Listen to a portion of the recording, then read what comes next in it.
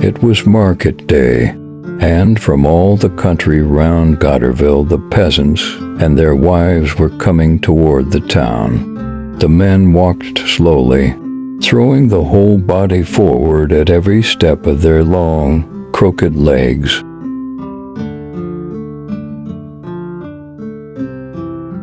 Hotchcomb, a brote, had just arrived at Gotterville and was making his way toward the square.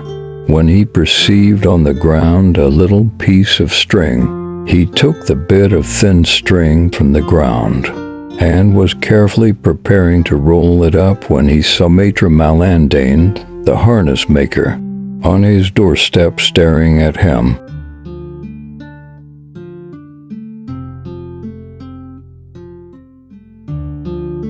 At Jourdain's, the great room was filled with eaters.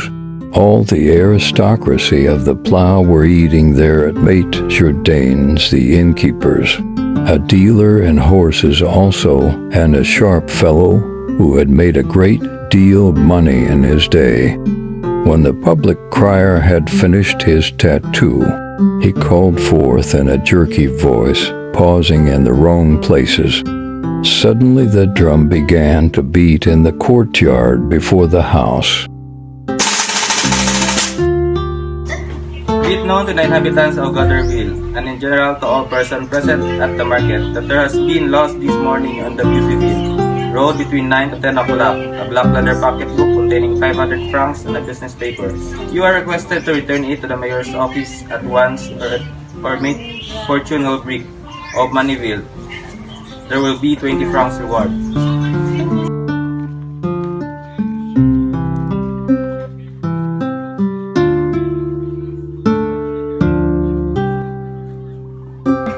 Is Hachiko of fruit here? Here I am! Here I am!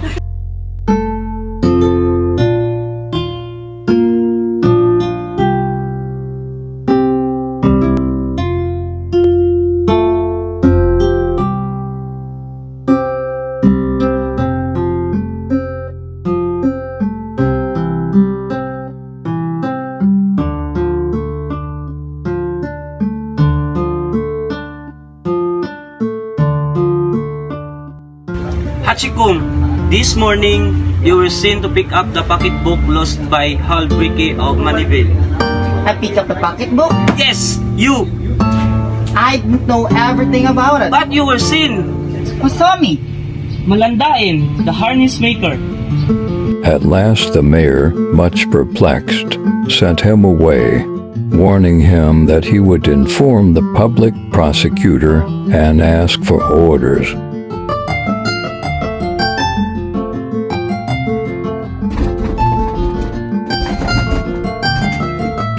Mr. Hachiko, where's the pocketbook?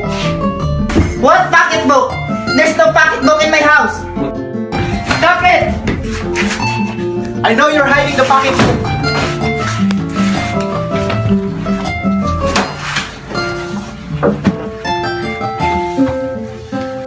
I'm not the one hiding the pocketbook! Stop it! He passed on, buttonholed by everyone, himself buttonholing his acquaintances, beginning over and over again his tale and his protestations, showing his pockets turned inside out to prove that he had nothing in them. The news had spread. When he left the mayor's office, the old man was surrounded, interrogated with a curiosity which was serious or mocking, as the case might be, but into which no indignation entered, and he began to tell the story of the string. They did not, to leave him.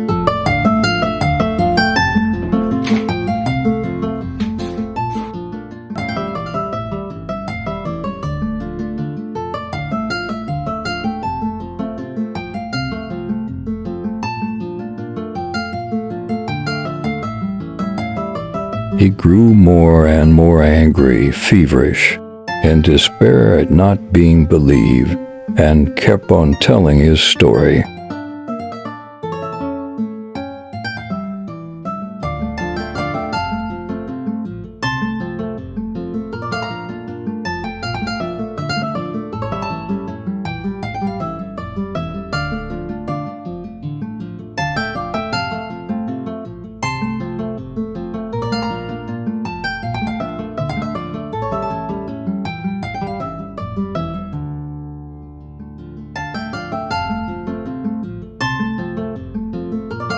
The next day, about 1 in the afternoon, Marius Palmel, a farm hand of Maitre Breton, the market gardener Himavel, returned the pocketbook and its contents to Maitre Holbrecht of Manivelle.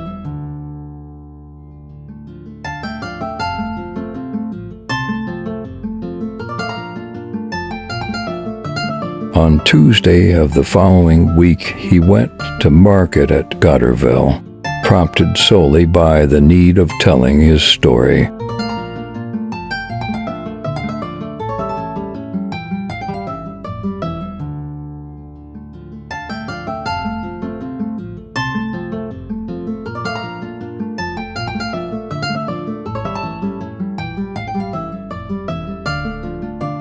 When seated at table in Jourdain's tavern, he began again to explain the whole affair.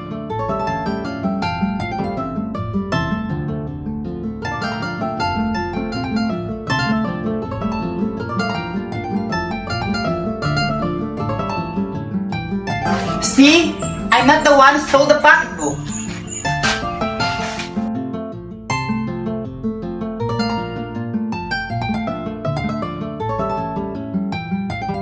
See? It's a piece of string, not a pocketbook.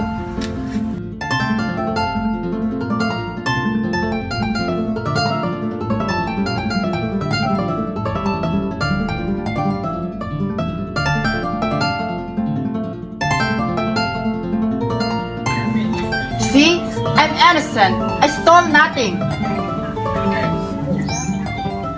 You old rascal, I know you trick.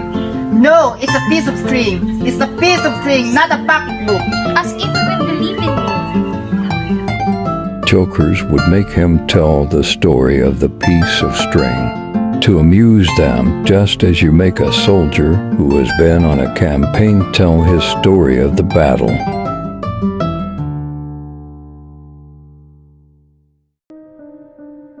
He went home indignant, choking with rage, with confusion, the more cast down since, with his Norman craftiness, he was, perhaps, capable of having done what they accused him of, and even of boasting of it as a good trick.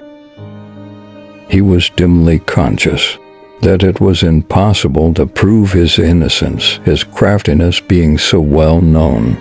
He felt himself struck to the heart by the injustice of the suspicion. His mind kept growing weaker, and about the end of December, he took to his bed.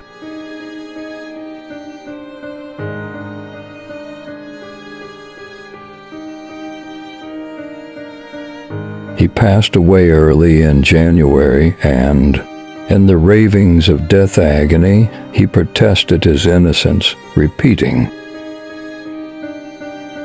A piece of string, a piece of string. Here it is.